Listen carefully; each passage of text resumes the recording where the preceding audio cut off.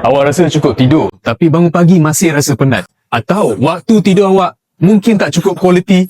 Kalau ya, Danny nak ajak you satu event khas dekat Sunway Pyramid. Ada satu special guest yang akan datang 14 hari bulan. Nak tahu siapa? Tengok video ni sampai habis. Sempena World Sleep Day 2026. Bila daripada 9 ke 15 Mac, kita ada Health Corner, Sleeping Corner dan Recharge Station. Paling menarik, kita ada Smart Tech AI. Di situlah you boleh check sleep quality you. Tak ambil darah, tak ada jarum, tak ada sakit, jangan risau.